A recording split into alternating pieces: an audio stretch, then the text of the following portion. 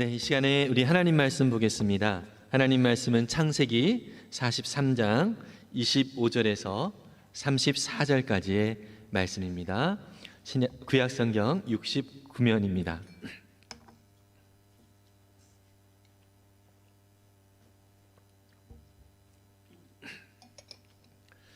창세기 43장 25절에서 34절까지의 말씀, 우리가 주님을 경외하는 마음으로 다 같이 일어서셔서 말씀을 함께 봉독하도록 하겠습니다. 그들이 거기서 음식을 먹겠다 함을 들었으므로 예물을 정돈하고 요셉이 정오에 오기를 기다리더니 요셉이 집으로 오매 그들이 집으로 들어가서 예물을 그에게 드리고 땅에 엎드려 절하니 요셉이 그들의 안부를 물으며 이르되 너희 아버지 너희가 말하던 그 노인이 안녕하시냐 아직도 생존해 계시느냐. 그들이 대답하되 주의 종 우리 아버지가 평안하고 지금까지 생존하였나이다 하고 머리 숙여 절하더라. 요셉이 눈을 들어 자기 어머니의 아들 자기 동생 베냐민을 보고 이르되 너희가 내게 말하던 너희 작은 동생이 이 아이냐. 그가 또 이르되 소자여 하나님이 네게 은혜 베푸시기를 원하노라. 요셉이 아우를 사랑하는 마음이 복받쳐 급히 울 곳을 찾아 안방으로 들어가서 울고 얼굴을 씻고 나와서 그 정을 억제하고 음식을 차리라 하매 그들이 요셉에게 따로 차리고 그 형제들에게 따로 차리고 그와 함께 먹는 애굽 사람에게도 따로 차리니 애굽 사람은 히브리 사람과 같이 먹으면 부정을 입음이었더라. 그들이 요셉 앞에 앉되 그들의 나이에 따라 앉히게 되니 그들이 서로 이상히 여겼더라. 요셉이 자기 음식을 그들에게 주되 베냐민에게는 다른 사람보다 5배나 주매 그들이 마시며 요셉과 함께 즐거워하였더라. 아멘. 우리 앉으시면서 은혜 많이 받으세요. 서로 격려합니다.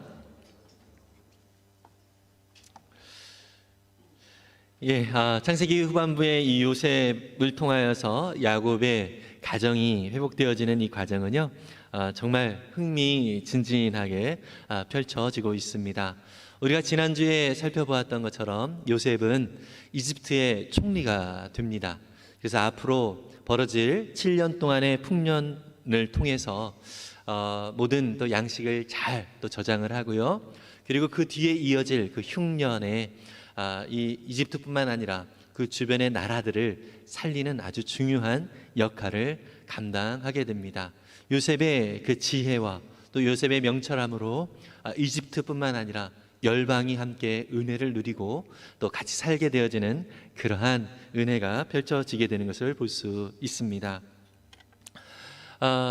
바로 7년의 풍년 이후에 이제 흉년이 시작이 되었을 때에 이 흉년은요 이집트뿐만 아니라 요셉의 가족들이 살고 있는 그 가나안에도 이 흉년이 역시 미치게 되었습니다. 이 야곱의 가족들도 먹을거리가 이제 없으니까 또 소문에 듣자 하니 이집트에 가면은 먹을거리를 찾을 수 있다, 구할 수 있다라는 소문이 있는 것입니다. 그래서 야곱이 아들들에게 이집트에 가서 먹을거리를 좀 사와라 이렇게 이야기를 하죠. 그래서 형들이 이집트에 갑니다. 그런데 이집트에서 요셉을 만나게 되는데요, 형들은 자신들의 동생 또 자신들이 미디안 상인들에게 팔았던 그 요셉이 바로 지금 이집트의 총리가 된 것을 모르는 상태입니다. 요셉은 대번 형들이 자기 앞에 와 있다는 것을 또 알게 됐고요. 이 형들이 자신에게 절을 하면서 또 먹을거리를 또 구하는 그 모습을 보면서 자기의 꿈이 생각이 났을 것입니다. 그런데 이 형들을 요셉은요 첩자로 여깁니다. 첩자. 그러니까 그 땅을 이집트를 무너뜨리기 위해서 온 형색이 그렇게 군인처럼 생기진 않았지만 그렇게 위장하여 온 첩자로 여기고요. 그들을 추궁합니다. 요셉의 또 계획이었던 것이죠. 그러면서 이 형제들은 자신들이 얼마나 평범한 사람들인가를 얘기해 주기 위해서 자기들이 가나안 땅에서 왔고 아버지, 연세 많으신 아버지가 계시고 또 자기들에게는 막내 동생이 있는데 정말로 이렇게 평범하게 지내는 우리가 가족들을 위하여 이렇게 음식을 먹을 것을 구하기 위해서 이렇게 온 그러한 평범한 사람들입니다. 이렇게 나름대로 요셉 앞에 항변을 하죠. 그 말을 듣고도 요셉은 여전히 그들을 첩자라고 얘기를 하면서 당신들의 말을 증명을 하려면 당신들이 얘기한 그 막내 동생 그 아이를 나에게 데리고 오면 내가 당신들의 말을 믿겠습니다라고 이야기를 합니다. 그리고서 먹을거리를 이제 형들은 이제 돈을 내고 샀지만 사실 형들의 자루에 다시 그 돈을 넣어주죠. 예, 그리고 그 형들은 다시 이제 집으로 돌아갑니다. 대신에 시므온이라고 하는 둘째 형이 바로 인질로 이제 갇히게 되는 것입니다. 바로 이제 그 막내 아들을 데려올 때까지 인질로 이 시므온을 두겠다 이렇게 얘기를 하는 것이죠. 아버지를 만난 이 형들은요 자초지종을 이야기를 하지요.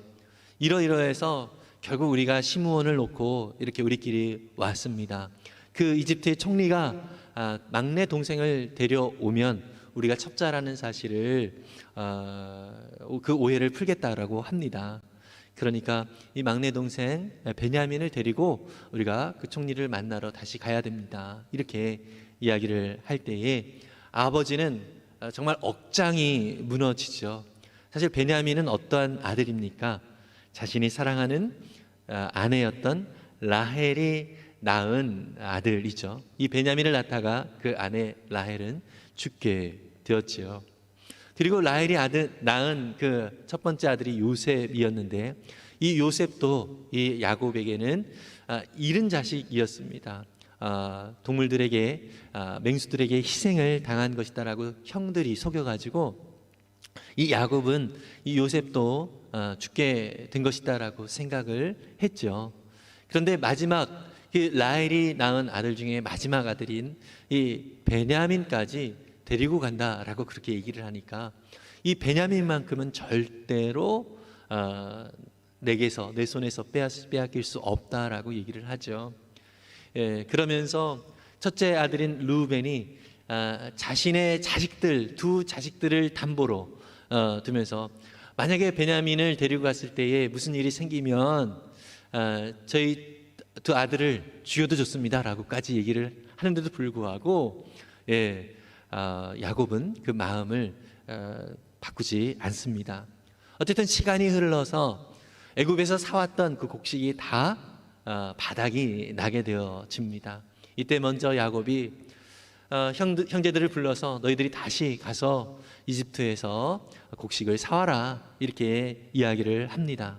그런데 유다가 나서서 아버지 지난번에 말씀을 드렸던 것처럼 그 이집트의 총리가 막내 아들을 데리고 오지 않으면 절대로 자신을 만날 수 없다라고 얘기를 했습니다. 이렇게 이야기를 하니까 결국 이 야곱은 어쩔 수 없이 막내 이 그토록 사랑하는 그 베냐민을 내어놓죠. 그때 야곱은 이렇게 얘기를 합니다. 창세기 43장 14절인데요. 제가 읽을게요. 전능하신 하나님께서 그 사람 앞에서 너희에게 은혜를 베푸사 그 사람으로 너희 다른 형제와 베냐민은 돌려 보내게 하시기를 원하노라. 내가 자식을 잃게 되면 이르리로다. 여러분, 야곱이 자식을 잃게 되면 이 베냐민을 잃게 되면 이르리로다라고 하는 것은 사실 엄청난 결단이었고 또 어쩔 수 없는 결단이었던 것 같습니다. 사실 이 베냐민을 보내지 않으면 자기 모든 가족들이 죽게 되는 그런 상황이었기 때문에 어쩔 수 없는 그런 결정을 하게 되는 것이죠. 우리가 이 스토리를 그 뒤에 아시는 분들은 아시겠지만 결국 이 야곱이 자기가 붙들고 있었던 끝까지 이것만큼은 안 돼라고 했던 것을 이 붙들고 있었던 것을 놓았을 때에 비로소 하나님께서 그 가정을 어떻게 회복시켜 가는지를 우리는 그 나중의 스토리를 통하여서 알게 됩니다. 여러분, 상당수 우리는요 우리의 삶을 통해서 하나님 이것만은 안 됩니다 라고 하는 것들이 있습니다. 이것들을 정말 우리가 하나님 앞에 온전히 내려놓을 때에 하나님께서 역사하시고 하나님이 일하시는 것을 우리가 믿음의 눈으로 바라볼 수 있기를 바랍니다. 여러분, 어쨌든 이 야곱이 결국 이 베냐민을 놓아줌으로 인하여서 형들이 이 베냐민을 데리고 이집트에 가지요. 이제 두 번째로 요셉을 상봉을 하게 됩니다. 아직까지 형들은 자기 동생 요셉이라는 사실을, 이집트의 총리가 요셉이라는 사실을 알지 못하고 있는 상황이지요. 이때 관리인을 통하여서 옛날 얘기를 합니다. 옛날에 이러이러해서 우리가 곡식을 사왔는데 나중에 돌아가서 보니까 이 곡식 안에 이 자루 안에 그 우리가 지불했던 돈이 그대로 있더이다. 이건 우리가 절대로 훔친 게 아니라 우리도 모르는 사이에 이렇게 있었는데 그때 그 돈도 우리가 가져왔고 또 아버지께서 또 준비해 주신 많은 예물들을 이렇게 가지고 왔습니다. 이러면서 관리인에게 이야기를 하죠. 그랬더니 관리인이 뭐라고 합니까? 다 너희들은 지불은 했다, 괜찮다, 이렇게 얘기를 하면서 총리님이 당신들을 집으로 초대를 하고 만찬을 베풀기를 원한다고 합니다. 그러니까 우리 한번 준비해서 총리님 오실 때 총리님을 만나서 만찬을 합시다, 이렇게 제안을 하죠. 그래서 이제 총리의 그 제안대로, 이 요셉의 제안대로 다시 총리의 집으로 이제 가게 됩니다. 엄청난 호의를 받게 되는데 형들은 마냥 기쁘지만은 않습니다. 물론 이때는 그 갇혔던 시므온도 같이 풀려서 같이 이제 총리의 집으로, 요셉의 집으로 이렇게 가게 되는데요. 왜 이렇게 우리를 환대할까? 이런 의문점, 궁금증이 이제 생기게 되는 것이죠. 별 생각이 다 들었을 거예요. 요셉은 우리를 아마 첩자로 확실하게 생각하는 건 아닌가? 우리를 처형하기 전에 마지막으로 맛있는 거라도 먹고 죽으라고 그렇게 우리를 환대하는 것 아닌가? 뭐 이런 별 생각이 다 들었을 거예요. 불안한 마음에 총리의 집에 갔고요. 결국 요셉이 왔을 때에 요셉 앞에 다시 한번 절을 하며 엎드리죠. 이때는 변화가 있습니다. 첫 번째는 10명의 형들만 왔었는데 이번 두 번째 상봉에서는 막내 아들 베냐민도 같이 이렇게 절을 하면서 이 요셉을, 총리 요셉을 아련하게 되지요. 요셉 역시 그가 두 번에 꾼 그 꿈이 온전히 또 두 번에 걸쳐서 또 이루어지는 것들을 확인하게 되는 것입니다. 이런 상황 속에서 요셉은요 아버지의 그 안부를 묻게 됩니다. 아버지는 정말 평안히 계시느냐, 또 아버지는 지금 여전히 살아 계시느냐, 이러면서 그 안부를 묻죠. 그런데 형들은 이 아버지가 평안히 살아 계십니다라고 대답을 합니다. 여러분, 이 평안은 히브리 말로 샬롬이라고 하는 단어가 쓰이죠. 우리가 이 창세기 후반부가 바로 이 야곱의 가정이 어떻게 회복되어지는가라고 하는 것을 그 내용을 담고 있다라고 말씀을 드렸는데요. 이 회복의 중심에는 바로 평안이 바로 이 가운데 회복되어진다라고 하는 것이죠. 여러분, 에덴 동산에서는 참 평안이 있었습니다. 참 샬롬이 있었습니다. 믿으시죠? 그 참 평안, 참 샬롬이 이 야곱의 가정, 이 야곱은 아내들과의 관계 속에서 참 평안이 없었습니다. 참 샬롬이 없었습니다. 그리고 자식들과의 관계 속에서도 참된 샬롬이 가족 안에서도 없었습니다. 근심과 걱정과 또 아들을 잃었다라고 하는 이 생각 때문에 힘겨워하는 이 야곱의 그 인생, 나중에 바로 왕 앞에서도 고백을 하는 것이지만 참으로 험악한 세월인 것입니다. 이러한 세월을 보내고 있는 그 야곱이 평안하냐라고 이렇게 질문을 요셉은 하고 있는 것이죠. 사실 진정한 평안은 아직 있지 않은 것이죠. 그러나 표면적으로 형제들은 아버지가 평안하다라고 얘기를 하죠. 그리고 난 다음에 이 요셉은요 바로 막내 아들 그 베냐민을 바라보면서 당신들이 예전에 이해한 그 막내 아이가 바로 이 아이냐라고 질문을 하죠. 바로 이 베냐민을 만나보고서 이 베냐민에게 축복을 하죠. 정말 축복을 하면서 그 감정을 억제할 수 없습니다. 유일하게 같은 어머니 밑에서 태어난 자신의 형제이기 때문에 너무 이 감정을 추스릴 수가 없어가지고 그 자리를 피해서 안방으로 들어가서 한참을 울다가 얼굴을 씻고 다시 형제들 앞에 나타납니다. 그리고 나서 이제 만찬 자리를 마련을 하죠. 이집트 사람들은 다른 이방 사람들하고 함께 그 식사 자리를 하지 않기 때문에 각각 테이블을 마련을 합니다. 그렇게 하면서 막내 동생 이 베냐민에게는 형들에게 베푼 그 만찬의 5배의 음식을 그렇게 마련을 해줍니다. 여러분, 총리가 대접하는 그 자리인데 그 자체만으로도 상당히 많은 음식이 있을 텐데 그것의 5배 이것을 제공을 해줬다라고 하는 것은 그만큼 요셉이 베냐민을 향한 사랑이 얼마나 큰지를 보여주고요. 또 형들의 입장에서는 어떻습니까? 여러분 그 기억나십니까? 아버지 야곱이 누구를 편애했어요? 요셉을 편애했잖아요.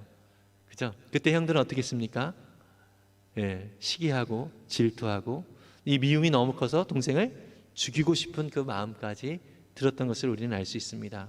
여러분 이제 상황이 바뀌어서 이제는 요셉이 동생 이 베냐민을 편애를 하는 듯한 그런 모습을 보입니다. 그런데 여러분 결론이 무엇입니까? 그 형제들이 요셉과 함께 먹고 마시면서 즐거워했다라고 얘기를 합니다. 무엇이 다른 것이죠? 아무리 편애를 해도 그것에 영향이 미쳐지지 않았던 것입니다. 형제들도 변화가 있었던 것이고요. 또 차이는 무엇입니까? 요셉이 베푼 그 만찬은 너무나도 풍성한 만찬이었죠. 그죠? 거기에서의 몇 배의 차이는 별 차이가 없는 것이죠. 여러분 그래도 많이 있으면 좋은 거잖아요. 아마 천국의 모습이 바로 그런 모습이라고 생각합니다. 여러분 천국에서 분명히 예수님께서도 우리가 행한 대로 하나님께서 갚아주신다라고 말씀을 해주셨어요. 그런데 천국은 이미 풍성하기 때문에 조금 아쉬움은 있겠죠. 저 사람 많이 받는 걸 보면서 나도 더 열심히 주를 섬길 걸 이런 마음이 있겠지만 어쨌든 그 자체도 풍성하기 때문에 그 안에서도 기뻐하고 즐거워하는 모습이 바로 천국의 모습이 아닌가. 바로 이 요셉의 베푼 이 만찬의 자리가 천국의 모습을 보여주는 것이 아닌가라고 하는 생각을 하게 됩니다. 여러분 요셉은요 형들을 만나서 자기가 형들을 통해서 그 20년 동안 겪은 일들이 주마등처럼 이렇게 머리에 스쳐갔을 것입니다.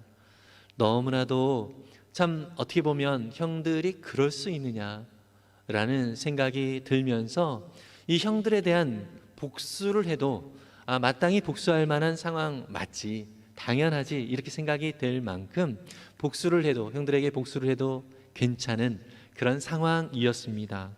그러나 요셉은 형들에게 복수하지 않았습니다. 물론 어떤 분들은 이거 해석을 할 때 여러분들 형들을 막 왔다 갔다 하게 하고 힘겹게 만들잖아요. 그래서 요셉이 이 상처가 있어가지고 형들에 대한 상처가 있어가지고 형들을 힘들게 만들었다 뭐 이렇게 이야기를 하는 분도 있는데 저는 그렇게 해석하지 않습니다. 오히려 여러분 오늘 우리가 43장을 읽었는데 이때 두 번째 상봉을 했을 때도 자신을 안 밝혀요. 우리 44장에 가면 다시 돌려보내는데요.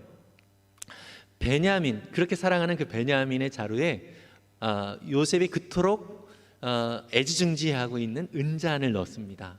그러면서 그 도둑으로 또 몰아가는 그러한 모습이 있어요. 상당히 좀 힘겹게 그런 상황들을 펼쳐가게 되죠.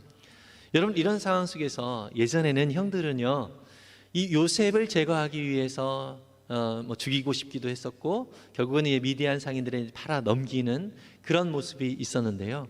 이제 베냐민이 객관적으로 보았을 때 베냐민의 자루에서 이 요셉이 아끼던 은잔이 나왔으니까 바로 범인이잖아요. 그럼에도 불구하고 너 베냐민 왜 잘못했어? 라고 베냐민을 책망하는 것이 아니라 베냐민이 그 죄가 자신의 죄로 여기고 있어요. 형제들이 이러한 변화가 생기는 것입니다. 무엇이냐면 요셉을 통하여서, 여러분은 지난번에도 말씀드렸던 유다는 아버지 집에서 함께 있을 수 없어서 2주 전에 기억나십니까? 따로 떠나서 살아갔잖아요. 그래서 거기서 더 고생을 많이 하잖아요.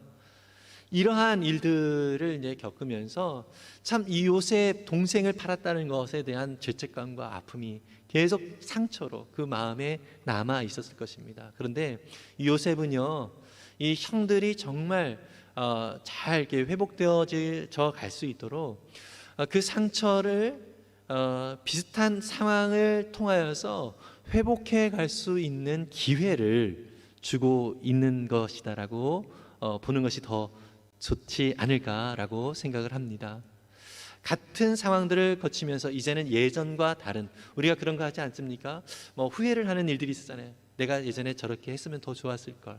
이런 생각들을 했을 때 나중에 그런 생각들을 하면서 다른 또 비슷한 상황이 닥쳤을 때에 내가 그것을 다시 예전과 동일하게 반응하지 않음으로 인하여서 조금씩 그 예전에 그 잘못했던 그 죄책감들을 회복해가는 그런 것들이 우리의 인생에도 있지 않습니까? 바로 형들에게 그런 상처를 치유할 수 있는 기회를 이 요셉이 형들에게 주고 있는 것이다라고 생각을 합니다. 여러분, 사실 요셉은요, 이러한 일들을 이 형들과의 과정을 통하여서 자신이 정체가 어떠한 존재인지를 늘 기억했던 것 같습니다. 지난주에도 살펴봤던 것처럼 이 요셉이 보디발의 집에 노예로 있을 때도, 감옥의 죄인으로 있을 때도, 그리고 애굽의 총리로 있을 때도 여전히 하나님을 바라보면서 하나님 안에서 그가 나아가고 있었다라고 말씀을 드렸습니다. 그래서 애굽의 총리가 되었을 때가 복이 아니라 보디발의 집에 있을 때도 하나님과 함께 동행하는 그 자체가 복이었고, 감옥에 있을 때도 하나님과 함께하는 그 자체가 그 요셉에게는 복이었다라는 말씀을 드렸지요. 여러분, 이런 태도를 가지고 있었던 이 요셉은요, 이 형들을 직면했을 때 자신이 예전에 가졌던 그 상처와 그 분노에 집중하지 아니하고 여전히 하나님 앞에서 이것을 어떻게 해결해야 될까요? 라고 묻지 않았는가 라는 생각을 하게 됩니다. 다시 말해서 자신의 생각과 자신의 마음대로 이것을 처리하지 아니하고 하나님의 인도하심을 바라보게 되는 것이죠. 여러분, 예수님은요, 저와 여러분들에게 하늘의 열쇠를 허락해 주셨다는 사실을 믿으십니까? 베드로에게 이런 말씀을 해주시죠. 마태복음 16장 19절인데요, 같이 읽겠습니다. 내가 너에게 하늘나라의 열쇠를 주겠다. 내가 무엇이든지 땅에서 매면 하늘에서도 매일 것이요, 땅에서 풀면 하늘에서도 풀릴 것이다. 아멘. 여러분, 집에 들어가는 열쇠는 오직 하나입니다. 그죠? 이 열쇠를 우리에게 주었다라고 말씀을 하고 있어요. 그래서 우리가 열면 열리고 우리가 열지 않으면 열리지 않는 것이라는 것이죠. 이것은 어떤 것을 말하고 있습니까? 하나님의 자녀들에게는 사람들과의 관계 속에서 주도성을 우리에게 특권으로 주셨다라고 말씀하고 있는 것입니다. 결국 우리가 먼저 용서해야 되고요, 우리가 먼저 용납을 해야 이 모든 관계가 풀리게 된다라고 예수님께서 말씀을 해주고 있는 것입니다. 내가 나한테 한 것에 비하면 이건 아무것도 아니야 하면서 스스로 정당화하고 합리화시킬 수도 있습니다. 그러나 여러분, 우리는 하나님의 열쇠, 하늘의 열쇠를 가지고 있는 자들입니다. 우리 인간의 방식대로 대면하는 자들이 아니라 하나님 나라의 방식대로, 하나님의 뜻대로 반응을 하는 것, 이것이 하나님께서 저와 여러분들에게 허락하신 하늘나라의 열쇠를 받은 자의 특권이라는 사실을 믿으시기를 바랍니다. 여러분, 그럼에도 불구하고 그런 상황이 되었을 때에 쉽게 용서가 되어지지 아니하고 또 쉽게 용납이 되어지지 아니하는 것이 우리의 현실입니다. 그렇죠? 그래서 우리는 우리 스스로 정말 내 힘으로 그렇게 용납하고 그렇게 용서하고 또 받아들일 수 있는 자가 아니라는 사실을 인정을 해야 합니다. 그래서 예수님께서 뭐라고 말씀하십니까? 우리에게 구하라 라고 얘기를 하는 거예요. 너희가 가진 것이 아니기 때문에, 가지지 않았기 때문에 어디론가부터 얻어내야 돼요. 그렇죠? 그래서 예수님께서 구하라고 말씀을 하시는 거예요. 마태복음 7장 7절부터 11절까지인데요. 함께 읽어보겠습니다. 구하여라, 그리하면 하나님께서 너희에게 주실 것이다. 찾아라, 그리하면 너희가 찾을 것이다. 문을 두드려라, 그리하면 하나님께서 너희에게 열어주실 것이다. 구하는 사람마다 얻을 것이요, 찾는 사람마다 찾을 것이요, 문을 두드리는 사람에게 열어주실 것이다. 너희 가운데서 아들이 빵을 달라고 하는데 돌을 줄 사람이 어디에 있으며 생선을 달라고 하는데 뱀을 줄 사람이 어디에 있겠느냐. 너희가 악해도 너희 자녀에게 좋은 것을 줄 알거든 하물며 하늘에 계신 너희 아버지께서 구하는 사람에게 좋은 것을 주지 아니하시겠느냐. 아멘. 여러분, 예수님은요, 하나님 아버지께서 우리가 구하기를 지금 대기하고 계시는 것처럼 말씀을 하고 있어요. 우리가 구하지 않기에 우리가 얻지 못한다라는 말씀을 하고 있는 것이죠.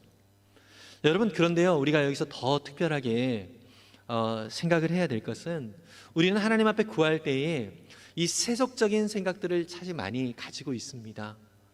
오늘 방금 전에 읽은 7장 11절, 마태복음 7장 11절에도요, 하늘에 계신 너희 아버지께서는 구하는 사람에게 좋은 것을 주지 않겠느냐, 이렇게 말씀을 하셨는데, 내가 원하는 좋은 것이라는 생각을 하게 되죠. 그런데 여러분, 이것의 오해를 풀기 위해서 예수님은요, 누가복음에서는 다른 표현으로 말씀을 하고 있어요. 똑같은 본문인데 똑같은 내용을 다루고 있는데요, 누가복음 11장 13절에서는 같은 말씀을 이렇게 표현하고 있습니다. 함께 다시 읽어볼게요.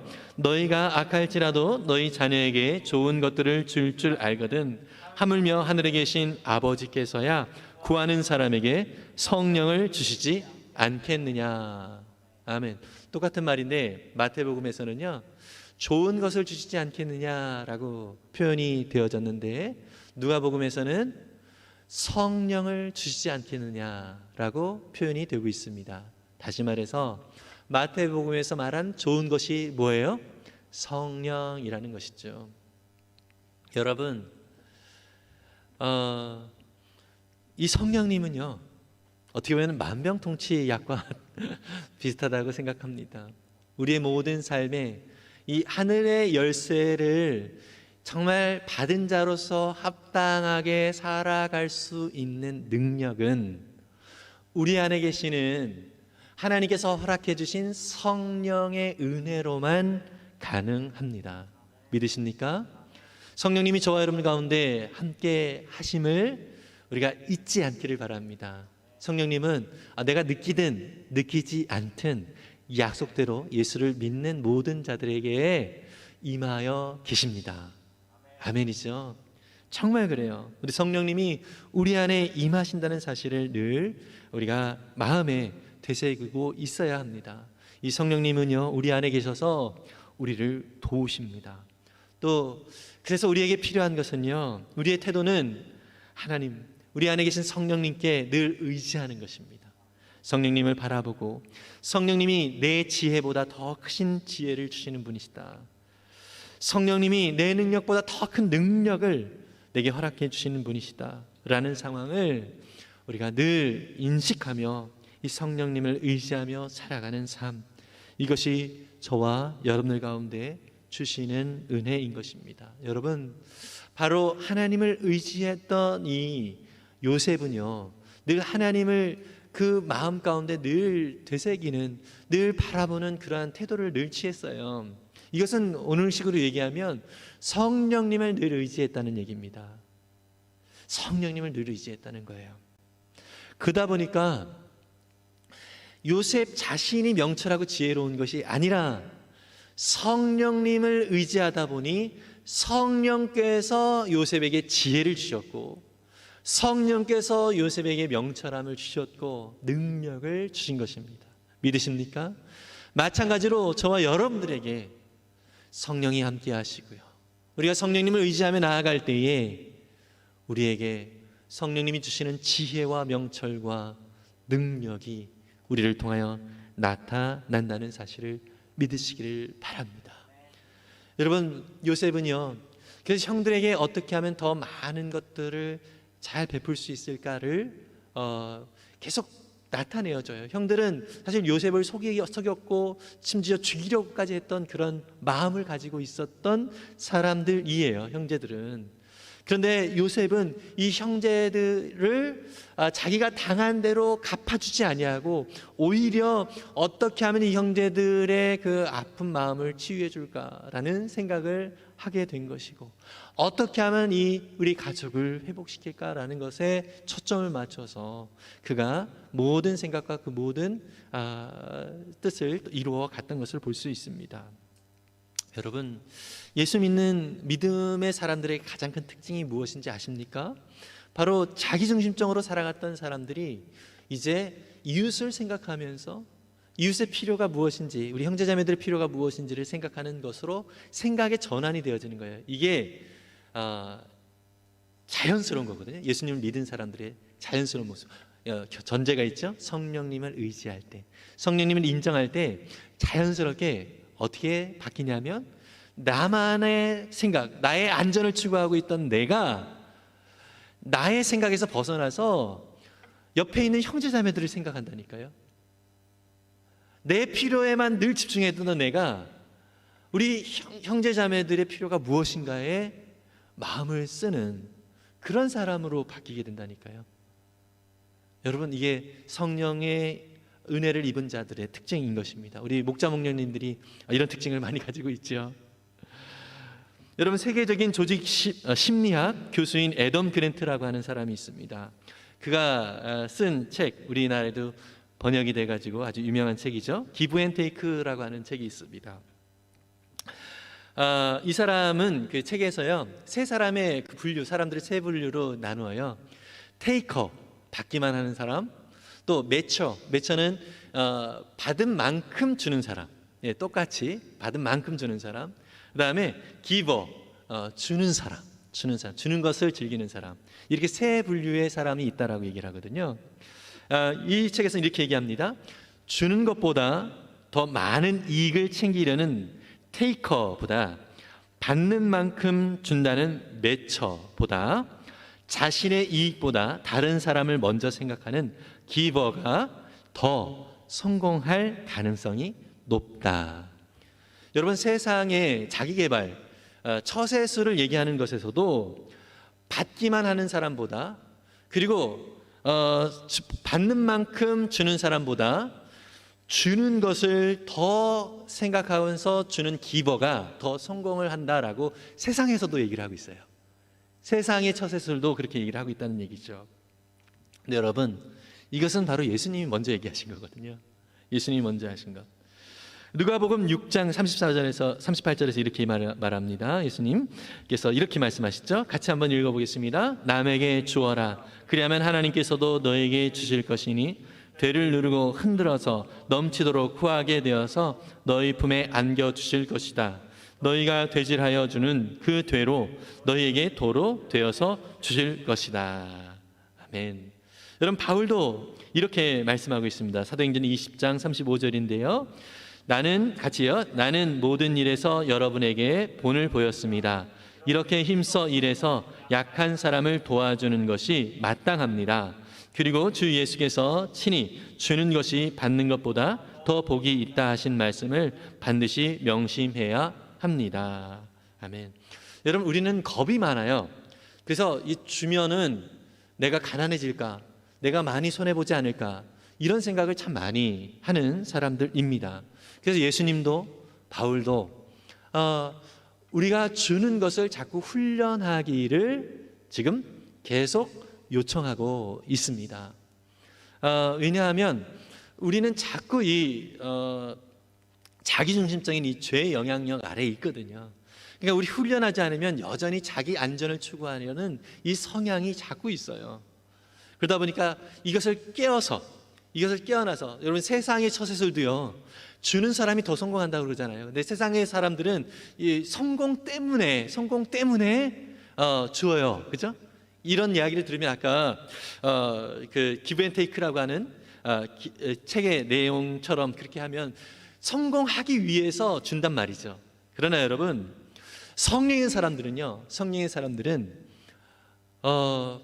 하나님께서 내가 주기 시작했을 때 하나님께서 내게 어떻게 채워주시는지를 자꾸 느끼게 되어요.